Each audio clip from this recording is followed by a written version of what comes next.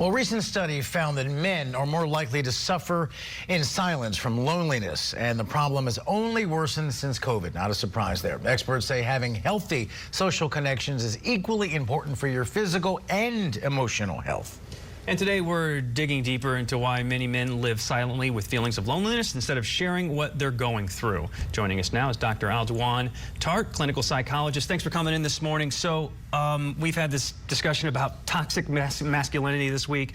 Why is it easier for men to bond over things like, say, sports or politics, but have trouble in other areas? Right. It's just not socially accepted, or it's not shown, right? We're used to playing sports. We're used to being on teams. We're used to being in locker rooms. And when we become adults and that's taken away, it's not the fact that we don't want to do it. What worked has been taken away from society and needs to return.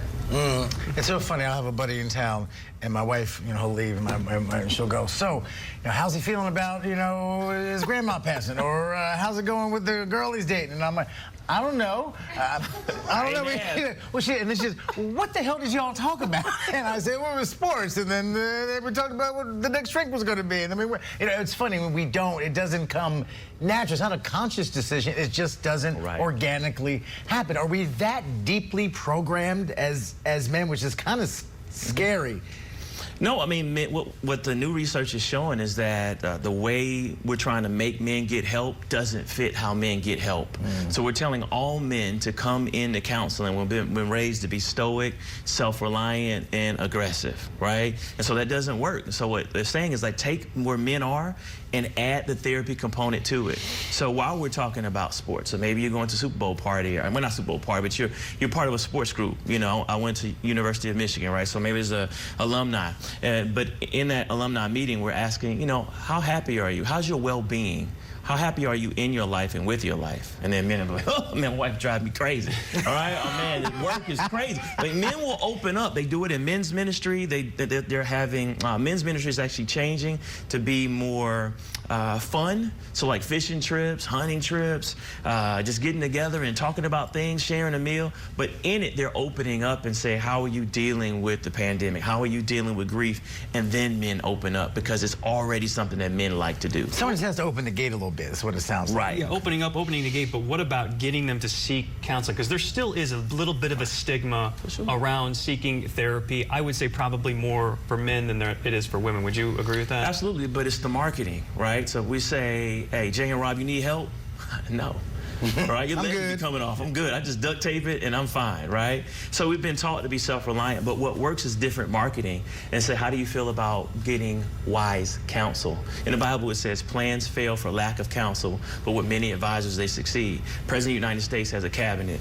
President of Microsoft has a board of directors. The pastor has a board of trustees. How do you feel about advisors working with you in multiple areas of your life to help you to be the king you want to be? Now, men are like, yeah, I'm signed up for that. There's something about advisor that's more appealing than therapist. I have an advisor. Different. I want to see my therapist. There's just a tonal, presentational difference. We're used to having a trainer. We're used to having a financial advisor. We're used to having an attorney, right? You all are used to having an agent. These are all advisors, and so we add a spiritual advisor, a mental fitness advisor. I don't ever say I'm a psychologist. Hey, how's your mental fitness? Or hey, let's sit down. How would you like some wise counsel on what to do when it comes to your wife and children and blended family? Well, I hope you're cheaper than our agents.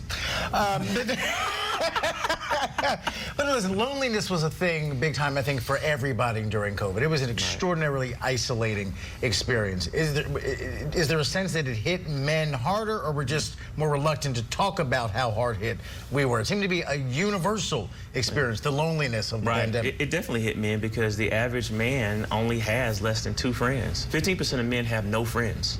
Right? You go to work, you say hello, and we know with our parents and friends, you think about your brother. They don't have friends. We have associates, we have people that we see. And so it's actually getting men to seek social support, and it has to be structured. Like wives set up play dates for us, right? And so it has to be set up for you to connect with friends. If you're not in a fraternity, if you're not on a sports team, like Nick Saban talked about, he was tired of coaching, but he missed the brotherhood because he saw what happened with Bear Bryant once he left all that social support. So we as a society, legislators, psychologists, we have to actually build social support and then put men in it. So it might be a senior citizens group, but it has to be marketed the right way. Men of distinction, and they play cards all day. They play chess, right? So that's what has to work, and we have to do it for each age group, and then you're going to find that men have social support once you structure it. You mentioned age group. As far as being receptive to it, have you noticed a difference, the level of resistance, like the older the generation goes, and how do you handle that? It has to fit, right? So say it's an older man invited, hey, let's go fly fishing. Okay, cool. Then while you're fly fishing, let's talk about how you're doing. You'll have two sets of men. Men that'll open up and men that will watch other men open up, see how they respond, and then open up later. Because men do want to talk. We don't want to be lonely, and we want someone to talk to. I think it's a study, 40% of men feel like they're unsupported with their emotions. They just don't say anything. Wow. And what was that stat again? By number of friends? The average man, 15% of men have no friends, and the 15? average man has less than 2. That seems like a lot. That seems like a lot. Wow, that's really eye-opening. Don't forget, folks, even Tony Soprano went to a therapist. That's right. Tony can go, we all can go. Really insightful conversation. Thank you. Dr. Tartt, clinical psychologist. Appreciate you coming on, man. Anytime.